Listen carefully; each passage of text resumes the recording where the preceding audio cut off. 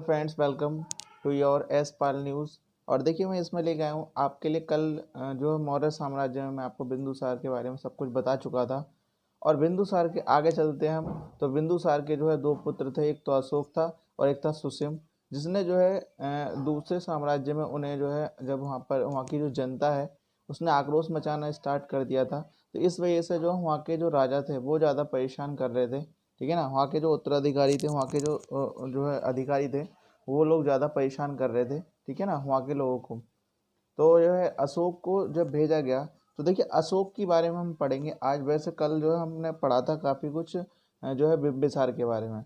बिम्बिसार ने किस प्रकार चंद्रगुप्त की हत्या करी थी, और चंद्रगुप्त की हत्या करने के बाद वह गद्दी पर बैठा था। चंद्रगुप्त के राज्य में और बिम्बिसार के राज्य में बहुत सारे बदलाव आए। उसके बाद में अशोक जो है यहाँ पर जो है इसमें आता है आपका अशोक। अशोक का सबसे ज़्यादा जो है यहाँ पर नाम रहा है, ज़्यादा साम्राज्य उसने स्थापित करा था। ठीक है। तो अशोक के बारे में 269 ईसा पूर्व से लेकर 269 ईसा पूर्व से लेकर 232 ईसा पूर्व तक यहाँ पर आपका कार्यकाल रहेगा। ठीक है। तो मौर्य साम्राज्य का जो अधिकतम, या फिर ऐसा कर लो कि महानतम शासक जो था वो अशोक था। ठीक है ना। अशोक वर्धन या अशोक सम्राट आप यहाँ पर पढ़ोगे। अशोक चक्र जो है आपका वो यहीं से लिया गया है, 24 तीलियां जिसके कारण है। ठीक है ना। तो अशोक सम्राट के वजह से ही क्या है यहाँ पर अशोक चक्र लिया गया है, जिसमें 24 तीलियां होती हैं। ठीक है। तो जैन अनुश्रुति के अनुसार, जैन अनुश्रुति के अनुसार जो है आपका यहाँ पर क्या चीज आती है। जैन अनुश्रुति के अनुसार अशोक ने बिम्बिसार की इच्छा के बगैर मगध के शासन पर, जब देखिए यहाँ पर जब क्या कहते हैं आपका बिम्बिसार था, बिम्बिसार की इच्छा के बिना ही, ठीक है ना, बिम्बिसार की इच्छा के बिना ही इसने क्या करा था कि मगध के शासन पर अधिकार हासिल कर लिया था। मगध के शासन पर अधिकार हासिल कर लिया था। तो इस कंडीशन में क्या बना था कि सिंगली अनुश्रुति जो है, सिंगली अनुश्रुति के अनुसार अशोक ने 99 भाइयों की हत्या करके तब उस राजगद्दी को हासिल किया था। तो 99 भाइयों को उसने मारा था, उसके बाद वह राजगद्दी पर बैठा था। दोबारा सुन लीजिए, अशोक सम्राट का जो काल रहता है वो 269 ईसा पूर्व से 232 ईसा पूर्व तक रहता है। मौर्य साम्राज्य की, ठीक है ना, मौर्य साम्राज्य की स्थापना जो है आपकी यहाँ पर, मौर्य साम्राज्य का सबसे महानतम जो शासक था वो अशोक ही था। ठीक है, अशोक ही था। जैन अनुश्रुति के अनुसार, जैन अनुश्रुति के अनुसार अशोक बिंदुसार के बिना ही बिना इजाजत के ही जो है मगध की राजगद्दी पर बैठ गया था। ठीक है। 99 भाइयों की हत्या करी थी, उसके बाद में वह राजगद्दी पर बैठा था। ठीक है। दूसरी बात क्या है, महाबोधि, महाबोधि वंश और तारानाथ, इन दो के अनुसार सत्ता प्राप्त करने के लिए, सत्ता प्राप्त करने के लिए अपने भाइयों का वध किया था, अपने भाइयों का वध किया था। और 4 वर्ष के संघर्ष के बाद में उसने इस राजगद्दी को हासिल किया था। 4 वर्ष तक उसने संघर्ष किया।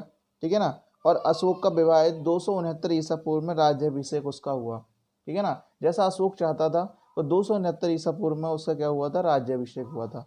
अशोक जीवन की जो जानकारी मिलती है वो कहाँ से मिलती है, तो अशोक जीवन की, देखिए अशोक का जो जीवन अधिकतर वो क्या कहते हैं, बौद्ध धर्म से बहुत जुड़ा हुआ है।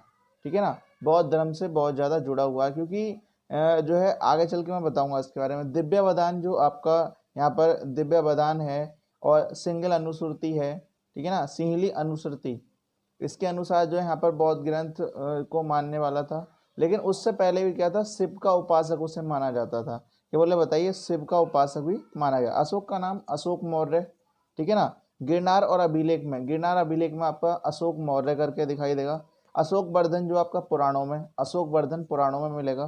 ठीक है। और प्रियदर्शी भाब्रू, ठीक है ना, भाब्रू अभिलेख में मिलेगा। अशोक मास्की, मास्की गुर्जरा नेतूर उदयगोलम अभिलेख और विस्तृता नदी के किनारे। ठीक है ना, विस्तृता नदी के किनारे कश्मीर। देखिए एक बार बताऊँ मैं आपको, अशोक जो है, अशोक जो नाम मिलेगा आपको मास्की में मिलेगा, मौस्की गुर्जरा, ठीक है ना, उदय उदयगोलम, उदयगोलम जो अभिलेख है उसके अंदर अशोक ने कश्मीर में, देखिए अशोक ने जो कश्मीर में जो है विस्तृता नदी के किनारे जो है श्रीनगर बसाया था। श्रीनगर जो क्या कहते हैं, जम्मू कश्मीर की जो है आपकी राजधानी जो लगती है श्रीनगर, ठीक है ना, तो उसे बसाया था किसने, अशोक के द्वारा।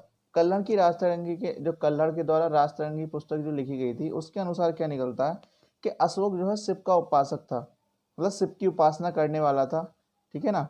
अशोक ने अभिलेखों में एक ही रानी का इसमें वो है, ठीक है ना, इसमें अभिलेख दे रखा है, तो उससे बोला था रानी का अभिलेख, रानी का अभिलेख बोला जाता है। तो इसमें एक ही रानी कारुबाकी का उल्लेख है।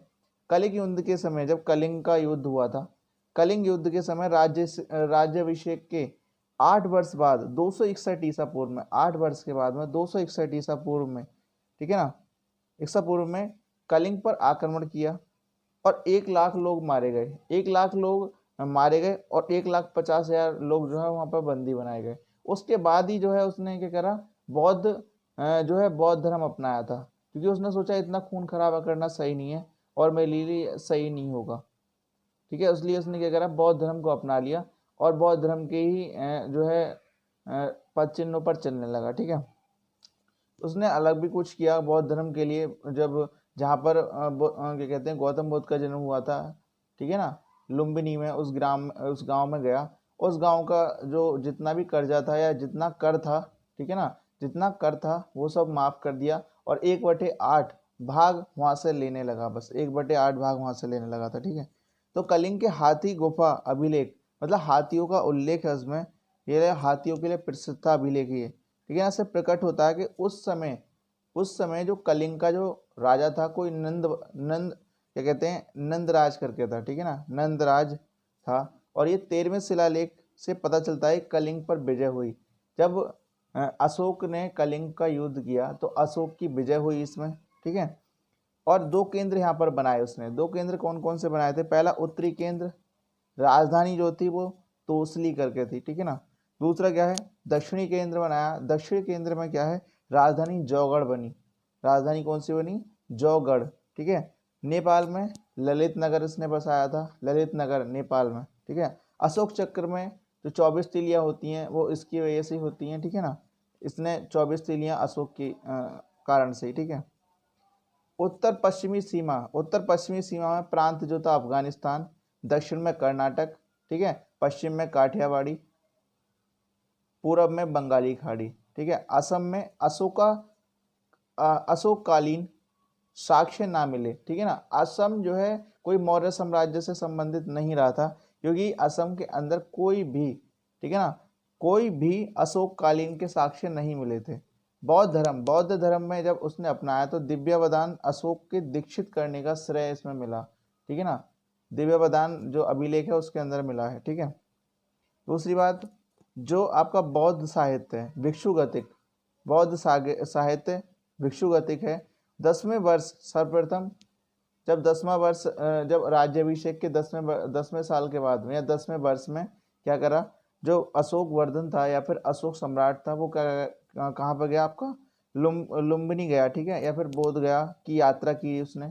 और अभिषेक के 20 साल बाद में फिर वापस से लुम्बिनी ग्राम जाकर एक जो है उसने कर माफ कर दिया था, ठीक है ना, कर मुक्त कर दिया वहां पर, और वहां से 1/8 कर के रूप में लेने की घोषणा उसने कर दी। बोले 1/भाग में यहाँ पर लूंगा कर, पूरा कर जैसा पहले लिया जाता था उतना नहीं लूंगा, ठीक है। 2 अभिलेख यहाँ पर हुए, 2 अभिलेख कौन था, एक तो रोमनदेही था और दूसरा था निगलवा।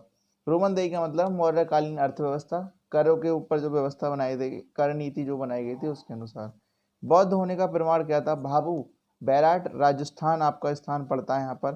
खोज जो 1840 कैप्टन वर्ड द्वारा की गई थी, ठीक है ना, कैप्टन वर्ड द्वारा। लघु शिलालेख है बौद्ध धम्म और संघ का अभिवादन यहाँ पर है। दूसरा क्या है, शासनादेश, ठीक है ना, शासनादेश अभिलेख, सारनाथ, सांची, कौशाम्बी के लघु स्तंभों पर। बराबर पहाड़ियों में अजीबों के निवास के लिए 4 गुफाएं यहाँ पर बनाई थी। अजीबिक जहाँ पर निवास कर सके उसके लिए कितनी गुफा बनाई, 4 गुफाएं यहाँ पर बनाई गई थी। कर्ण चौपार सुदामा और विश्व झोपड़ी। कर्ण चौपार सुदामा और विश्व झोपड़ी, यहाँ पर 4 आपकी क्या बनाई गई, यहाँ पर अजीबों के निवास के लिए 4 गुफा यहाँ पर बनाई गई थी। अशोक धर्म की परिभाषा क्या है, ये राहुलोवाद जो सूत है उसमें यहाँ पर संकलित है।